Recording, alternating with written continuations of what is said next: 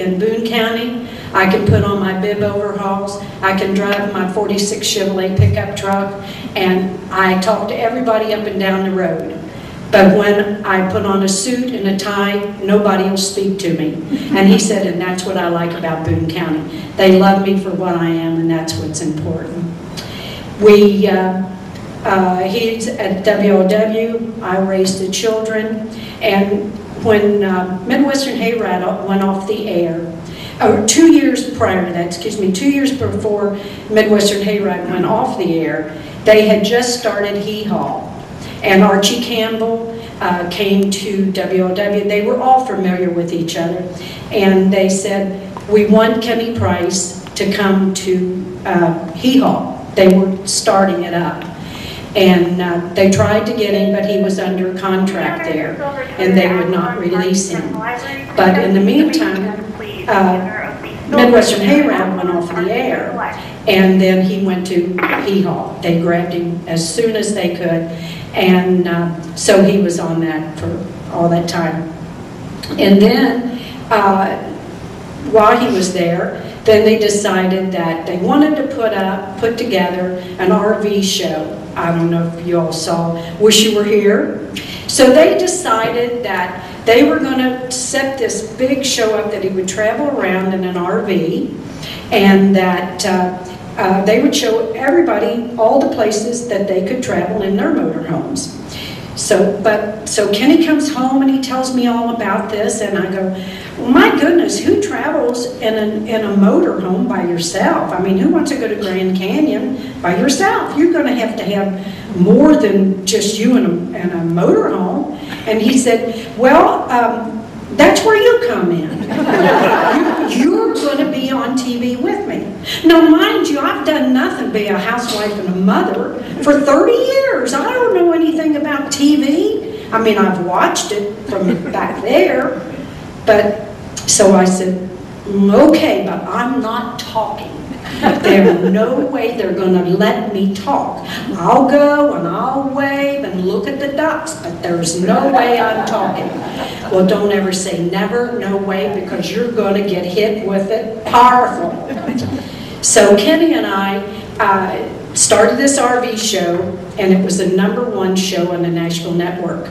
It was a lot of fun, but I'm telling you, there wasn't a day that I was so nervous and so sick at my stomach when that camera was on and he looked at me and pointed, and I'm like, what am I going to say? And they had these great big cue cards that I didn't ever know what a cue card was, but what they do is they write this all out, and you're supposed to read it and act like you know what you're talking about. Well, they don't let you see these cue cards ahead of time. So you're nervous going, oh my gosh, what am I going to say? I don't know if I can pronounce the words they got on that. I don't know what I'm going to do. So I said, please let me look at what I'm supposed to do. And they go, oh no, we want to be spontaneous. I'm going, okay. But as it turned out, it was good. I have to praise God for 2 years that Kenny and I got to spend together. We were married 33 years before he passed, and 2 years we got to totally spend every minute together. Our kids were raised, and so that was a really good time. But one of the things I know everybody here knows, that our son Chris was hit by a car because when he was 13 years old. And everybody had their nose in the carpet praying for Chris's full recovery. He had a very bad head injury to which he spent so much time in intensive care. They had surgery. And I want you all to look at the guy you prayed for sitting right there. Stand up, Chris.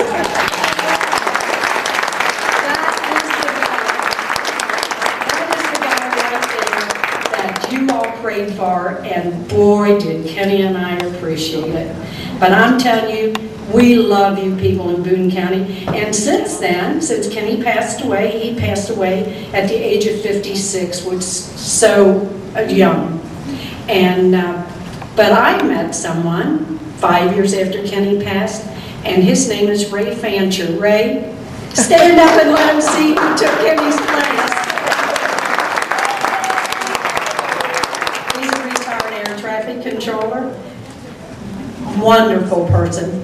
And he said to me, before we got married, he said, I just want you to know that I have not come to take Kenny's place. I've only come to pick up where he left off. Thank you.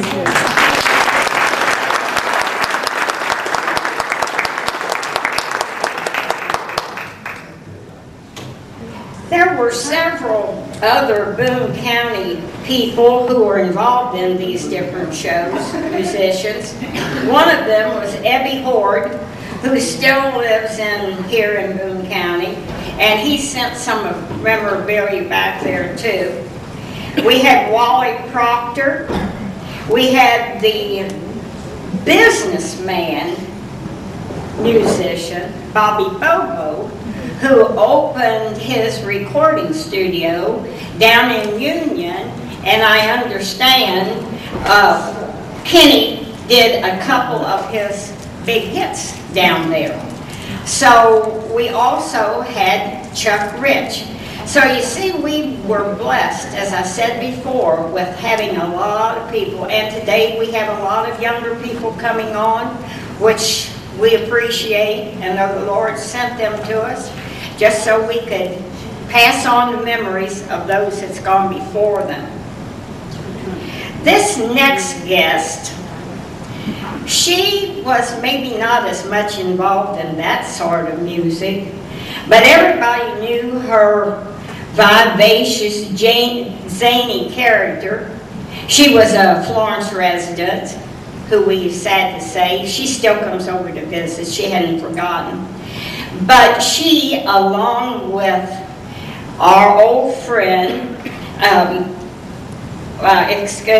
Bonnie Lou, senior minute, Bonnie Lou were perfect sidekicks for the mayor of Neesville, as we all called him, Paul Dixon.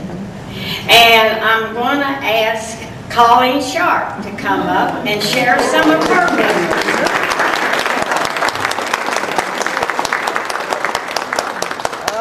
Okay. This is the most beautiful group of people I've ever seen. He used to say that every day, didn't he? And he gets binoculars out and look at everybody's knees.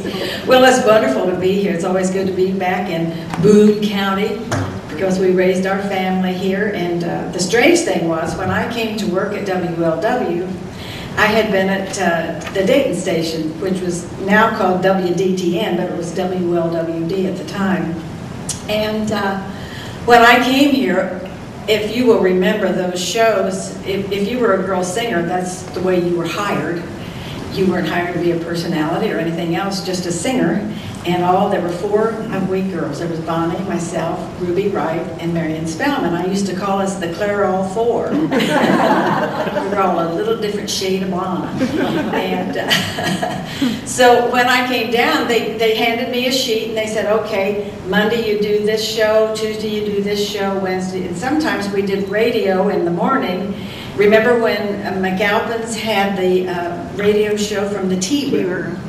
And actually Nick Clooney and I did that many, many times together. But anyway, that was part of the schedule. And then they said, now on Saturday night you'll do Midwestern Hayride. So I went into what was then my boss, and I said, you know, Dick, I think maybe there's been a mistake here, because he didn't really know me. And I said, I'm not really a country singer. He said, you are now. I had to learn some country songs, and I always, you know, I felt very inadequate to do that, especially when my idol was Bonnie Lou, who could yodel like crazy, you know, and the 3 Ks, I worked with the Ks, they were such darling girls. But anyway, as time passed, and then of course the hayride went off, I was still scheduled on Paul Dixon's show. And I got to work with Ruth Lyons only a very, very short time, about 6 months, because she was ill, and it wasn't long until she was going to retire. And so I did Paul Dixon show with Bonnie, and when Paul had that very serious heart attack. She and I work the show every day together. And in fact, we just saw her last week, and she's had some challenges with her health, but she's doing really well. Right now, her eyes are really not good. But anyway, we stay in touch, and we're still really great friends. And of course, my husband was in business here, you know, right up on Kentucky 18 until they tore it down, tore the building down. Asa Rouse helped us make a little money on that, and from the state of Kentucky. So anyway, Mike had a great business here. We loved being here with our children. I have some pictures and some mementos back there in the back. I only have one picture here at the end that has all of we girls that were together with Ruth, and that was a show that we did at Clues Hall in Indianapolis. I don't know if you remember, but always during raiding time, we would go out of town in the winter, always in February, and we would go and do a remote show from one of the huge halls, like Clues Hall in Indianapolis. We went to Veterans Theater in Columbus and different places, because that was the only time when people who had been waiting for a long time for tickets could get tickets. You know, sometimes for Miss Lyon's show, they waited 3 years to get tickets. Now, maybe some of you have been to her show, but anyway, I only say that to say this, that people could come, a huge group of people could come at one time, and in February they would stand outside in 0 weather and just wrap themselves around the building waiting for the doors to open to come in. They did the same thing with Paul Dixon. They did the same thing with Bob Braun. So after Paul Dixon passed away, I was only, I think, 40 at the time. But when he passed, I was not ready to quit working. Bonnie Lou said, you know, this is it. I've had a great career, but I think I'm finished. And so she didn't return. But then Bob Braun came to me and said, would I come back to the 50 Club? And I took an opportunity to do that. He didn't need any more singers. At that time, he had a couch full of singers. All the new young singers were coming in. I was the baby up until that time, sorry to say. So those of you who remember me from 30 years ago and 30 pounds ago will understand what I'm talking about. But I have said to everyone, and I will always say, everyone who works anywhere for any reason should have as much fun every day as I had working there. I had my cake and ate it too. I had my wonderful family and husband, and I had that great career. I didn't have to work all day. I had short hours, and I loved what I did, and I loved the people that I worked with, and I loved the people who came to the show every day. So when we, you know, in years later, when we found the Lord and decided that we were going to get into the ministry, our knees knocking, we had no idea. We were waiting for the lightning to strike any day and say, who do you think you are? But it was still just the love of people, and we always had that, both Mike and me. We loved people, and we loved to be with people, and we loved to help people, so that's how we ended up in the ministry. Our children, Patrick went to just 1 year at UK, and then he went to Bible school. He has a very large church in Vandalia, Ohio. They have almost 2,000 people up there in that little community.